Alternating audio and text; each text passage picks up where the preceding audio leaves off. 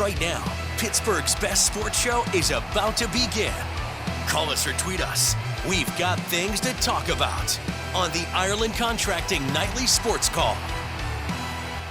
Thank you, Jessica Guay, and welcome everybody to the Ireland Contracting Nightly Sports Call. I'm your host, Josh Taylor. In tonight for Bob Pompiani, we have quite a bit to discuss. Big news came down today from Mike Tomlin. He has announced his starting quarterback, at least for the time being. Could that change? I guess we'll find out as time goes along, but we'll talk about that. We'll talk about the Steelers' preparation this week for Seattle coming up on Sunday on New Year's Eve. And also we'll talk about possibly their playoff hopes and have they gotten any stronger? Do you feel any more confident about them? We'll discuss those topics and more with my guest. He joins me live from the 93.7 The Fan newsroom, Mr. Son of a Nutcracker himself, Andrew Filipponi. Pony, let's talk about this big news from Mike Tomlin. Mason Rudolph is the starter for now, but Kenny Pickett will practice, and we'll see how this goes. Is that at least a good starting point for you, or does the fact that there may be a change bother you at all? Well, Tomlin also said that they have a great deal more comfort in Mason Rudolph, so I think the bar has been it's been hired for Kenny Pickett in terms of what he would need to do in practice this week to get himself cleared. I don't think he will. I think Tomlin wants to delicately handle this quarterback thing for Sunday. And if he says that Mason Rudolph is starting, well, then it opens up Pandora's box for questions about Kenny Pickett's present and future status with the Steelers. And this gives him an easy out. This is the path of least resistance, in my opinion, to just say Mason Rudolph is going to start because Kenny Pickett just in practice, my eyes told me he wasn't mobile enough. He wasn't at 100%, and Rudolph gives us a better chance to play.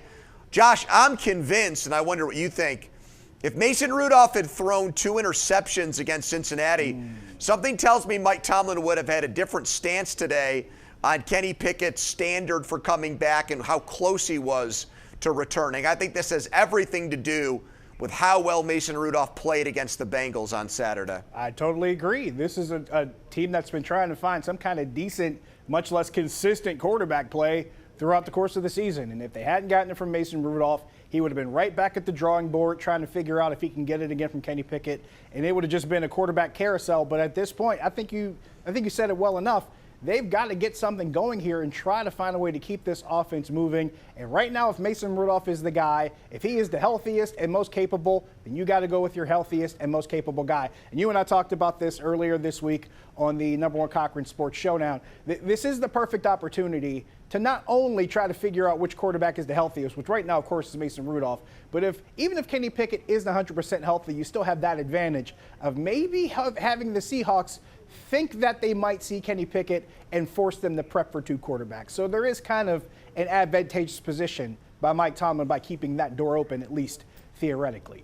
412-575-2600, that is the number on the Borders and Borders hotline. Give us a call there or shoot me a tweet at Josh Taylor HD. We're answering phone calls. We're reading tweets when we come back. Stick around.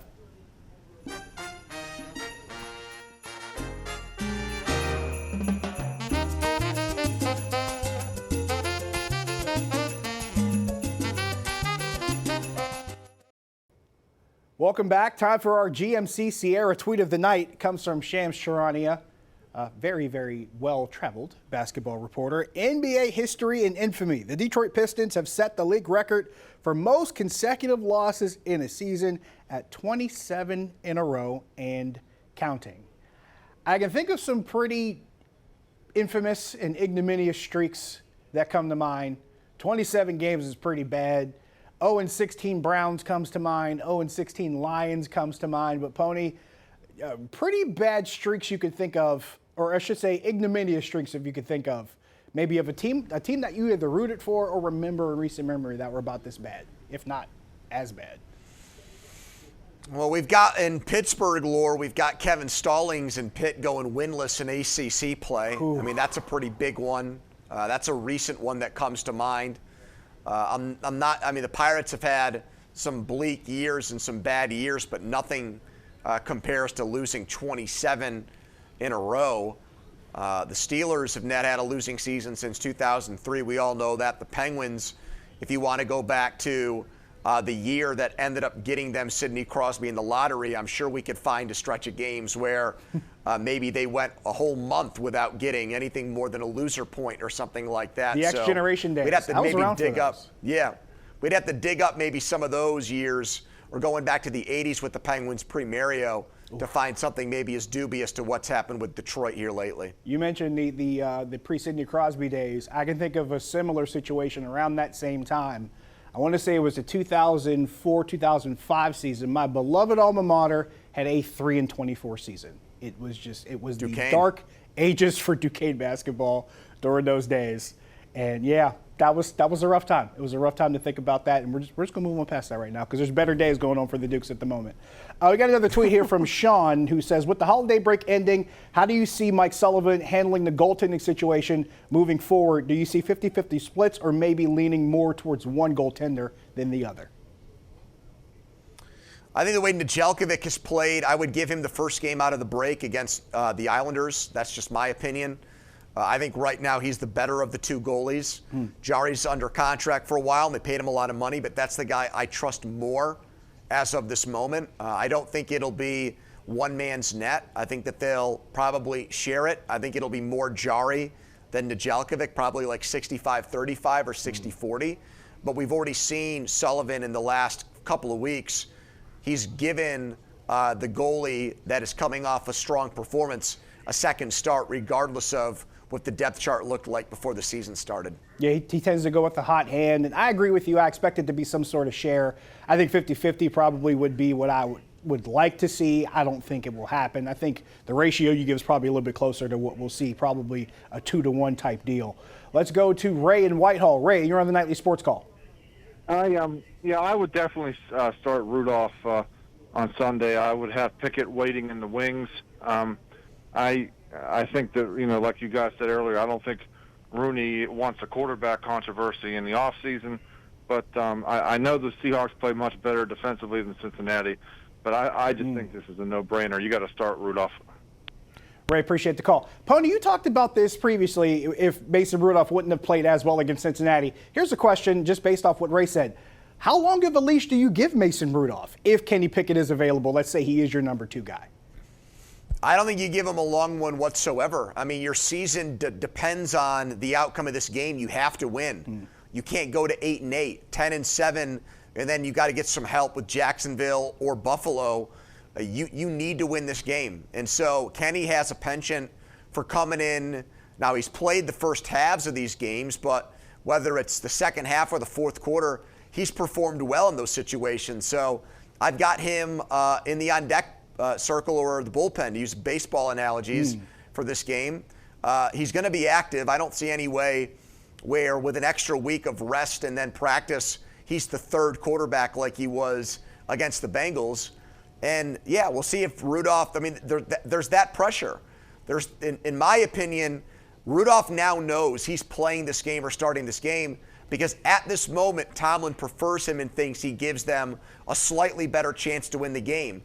But given the way Kenny wins games for the most part and plays better late in games, if Rudolph has a shaky first half, I think we'll see Kenny play against the Seahawks. I think that's fair. I think it also does stand to reason, and I think you bring up a good point. This is pretty much, I think Pat Fryermuth said it after the Cincinnati game. These last 2 games are pretty much playoff games for this team. They have to win them. They have no choice. You got to put your best foot forward at any possible moment. Rudy and Castle Shannon, you're on the Nightly Sports Call.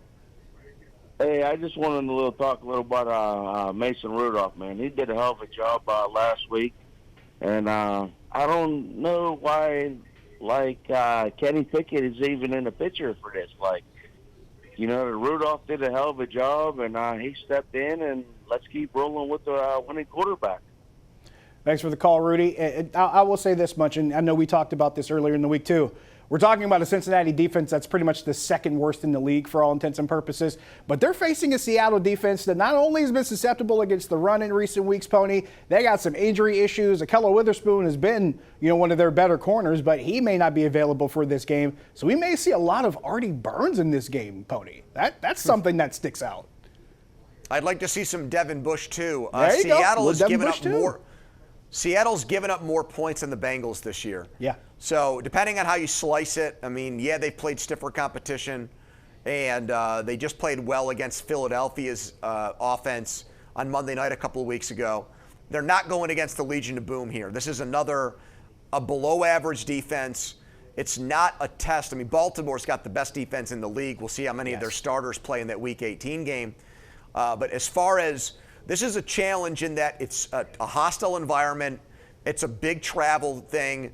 And the Seahawks offense, even though they didn't show it against Tennessee, is capable of putting up big points like they did against Dallas a few weeks ago where they didn't punt in a loss there. So that's the struggle. Can you keep up with that offense of Seattle if it fires on all cylinders, which it did not too long ago? Not so much in Tennessee last week, but they were also on a short week coming off an emotional, draining win. And they did it with two different quarterbacks. They've done it with Geno Smith, and then they did it against Philly with Drew Lock in place of Geno Smith, who had a groin injury. So not only is their offense has been pretty efficient, they've done it with two different guys that I think says a lot. And that's also something that you look at as far as the challenge for this defense, especially coming off of a week where they had to promote Miles Jack and Eric Rowe off the practice squad, Pony. Both those guys come in. Miles Jack had a sack. Rowe had an interception. Patrick Peterson, he starts at safety and gets an interception, which brings me to another point. We talk about injuries. Let's move to the defensive side of it. Micah Fitzpatrick is considered questionable. He's going to practice this week, but he's limited right now. That's another thing. Do you rush Micah Fitzpatrick back? He's had a lot of injuries. He's playing with one hand. How much can he help you at this moment on defense? Good question. I would be surprised if he didn't play. If he doesn't play in this game, then we know he's dealing with a serious injury because knowing that guy's personality, his outlook on football, the way he looks at it, this is really this is it. I mean, this is such an important game for them. If they lose, he can sit next week against Baltimore and he can rest the injury the entire offseason.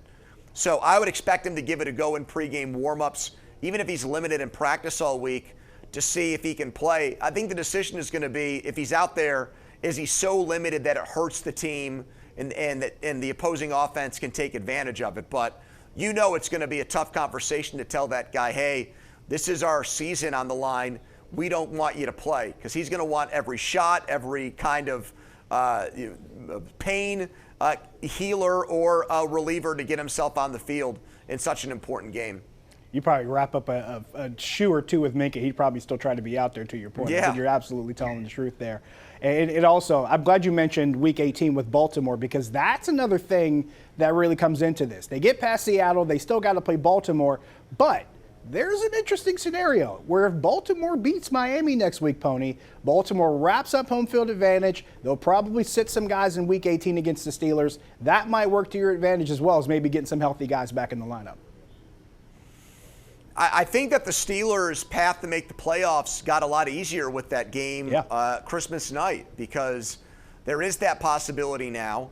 If Miami takes care of, or if Baltimore takes care of business against Miami, and that makes the Steelers' end of things, getting to 10-7, much easier. We've seen them go to Baltimore and beat Tyler Huntley at the end of the season here in back-to-back years with Ben and then with Kenny Pickett in Week 17 last year. So that's that's not a tall task for them. They're comfortable against him. There's a huge drop-off from Lamar Jackson to Huntley. It's just a matter of what help can they get. Jacksonville looks like they can lose to anybody. And the Bills still have to go to Miami in Week 18.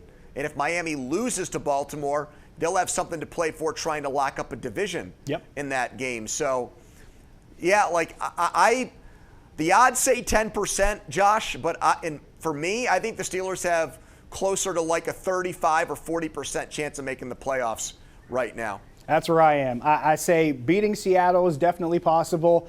Miami losing to Baltimore, I think, is possible. And then Miami beating Buffalo in Week 18, because not only does Miami wrap up the division, but it knocks Buffalo out beneath the Steelers, and it definitely opens up that gate and makes their chances even better. We got to take another break. We'll wrap up when we come back. Stick around.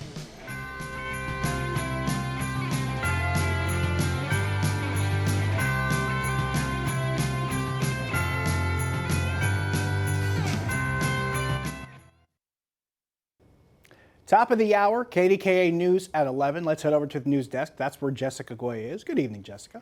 Good evening, Josh. So tonight we'll explain why several young people were taken into custody at the Monroeville Mall, plus how a local high school is coming together to honor a student killed in a crash. And if you're hitting the road tomorrow, you won't want to miss Kristen Emery's forecast. All right, Jessica, in addition to everything she talked about, we were hearing from Mike Tomlin talking about the quarterback situation. We will talk a little bit about the Steelers defense, and then we'll hear from Pete Carroll. He had some interesting things to say about the Seahawks offense and their quarterback situation. We'll talk about that during KDKA News at 11. Got a couple minutes left in show here. Andrew Filipponi here with me live in the 93.7 The Fan studio. Pony, we had a really good question on Twitter that just came up. Seattle ranks 27th against the run, 130 yards allowed per game. If the Steelers use the game plan to emphasize the run game, how long until the wide receivers maybe fall back into that same disgruntled feeling because of lack of catches? Or does that happen? Well, I think from now on, this is worth monitoring and watching with George Pickens and to a lesser extent Deontay Johnson. I mean, Johnson especially has shown that even in games where the Steelers are winning, that he can get frustrated without getting the ball, to the point where Mike Tomlin said that it is a problem because it's not a solution-oriented way of going about his job. So I'd like to think that it wouldn't happen, but I'm not naive enough to think that it's impossible given the guy's track record to this point in a Steelers uniform. How about A.J. Brown, one of the more premier receivers in the league? He had some issues earlier in the season, and last night after a win against the Giants said he really didn't want to talk about it because he hasn't been seeing the ball a lot. Yep. It's not like it's Good just point. happening here. It's happening in a lot of places. Yeah, the only thing about guys like A.J. Brown, though, is there's a little bit closer parallel to A.B. because if the production is there almost week to week, it's still you prefer a guy to not be so disappointed in wins. But, 9 out of 10 times the guy's going to be an aide or someone that assists in a victory. George Pickens, not as much this year. And I get it. A lot of it is the offense he plays in and the quarterbacks he plays with. He has a reason to be upset, but he's got to do a better job of channeling his anger when it comes to play and not giving up on plays, Josh, not quitting on plays when he's not getting the ball. Especially if the particular path to win that we're talking about is the thing that works for them. He cannot get himself upset, like you mentioned, and pull himself out of the game because they're going to be able to need to use every single method they can in order to get what they need out of that offense to score points and win games. We are out of time. Thanks for Andrew Filipponi for joining us. For Andrew Filipponi, for our producer Steve Benko, and our team here at KDKA, I'm Josh Taylor. Thanks for watching. We're here for you every night on the Ireland Contracting Nightly Sports Call. See you later.